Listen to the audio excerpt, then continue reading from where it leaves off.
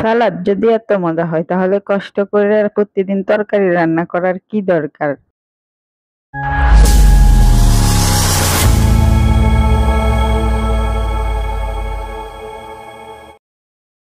আসসালামু আলাইকুম বন্ধুরা, নতুন একটা ভিডিওতে সবাইকে স্বাগতম। মাম্মামস মান্না চ্যানেল থেকে আমি মান্নার মাম্মা।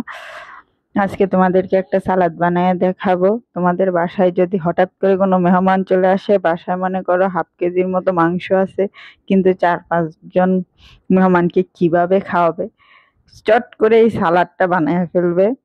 সাথে ওই হাফ কেজি মাংস যা আছে তাই খালি রান্না করে রাখবে, কারণ এই সালাদ পেলে মেহমান আর কিছুই খাবে না, শুধু সালাদ খেয়ে খেয়ে পেট ভরে ফেলবে, আর ওই সব মাংস ভাত খাওয়ার সময়ই পাবে না। আমি সব লিখে দিলাম, তোমরা চাইলে এই রেসিপিটা অনুসরণ করে একদিন বানাইয়াই দেখতে পারো। ঘরের ছোট থেকে বড় সবাই চেটে পুটে খাবে। আর এরপর থেকে শুধু বলবে যে সালাদ বানায় দাও, সালাদ বানায় দাও। তাহলে আমার একটা গল্প শুনো।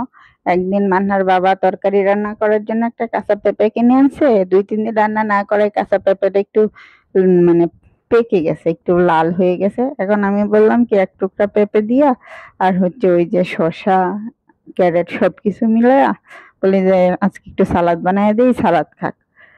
ওই যে একদিন সালাদ বানায় দিলাম, মান্নার বাবা সালাদ খেয়ে এখন শুধু বলে কি আমি সালাদ খাবো। রাতে এখন থেকে আর ভাতই খাবো না, সালাদ খাবো। মানহাও সালাদ খাবে। এখন আমি আর কি করব, আমি ওদের সাথে এখন সালাদই খাই। এই তো গেল ভাই পরিবারের কথা। এবার আসি রেস্টুরেন্ট গুলোর কথা। রেস্টুরেন্ট গুলোর কথা আর কি বলবো, ওরা এইভাবে সস্তা সস্তা জিনিস দিয়ে ভিআইপি ভিআইপি জিনিস বানাইয়া আমাদের কাছ থেকে বস্তার বস্তা টাকা নেয়। তাই আমরা যদি একটু বুদ্ধিমানের মতো কাজ করি, এইভাবে একটু সস্তা সস্তা জিনিস দিয়ে ভিআইপি ভিআইপি রেসিপি তৈরি করি, তাহলে আর আমাদের বস্তার বস্তা টাকাও দিতে হয় না। আমি তো তোমাদের জন্য কত ভালো একটা জিনিস শেয়ার করে দিলাম।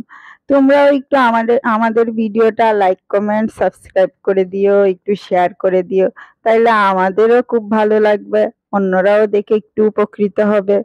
আমার সালাদ তো প্রায় রেডি হয়ে গেছে, এখন আমরা খাইতে চলে যাব। সেই জন্য আজকের মতো এখানেই বিদায় নিচ্ছি বন্ধুরা। দেখা হবে অন্য আরেকটা ব্লগ কিংবা রেসিপিতে। সেই পর্যন্ত সকলেই ভালো থেকো। আবারও বলতেছি, আমাদের ভিডিওটা ভালো লাগলে লাইক কমেন্ট সাবস্ক্রাইব করে দিও। টাটা।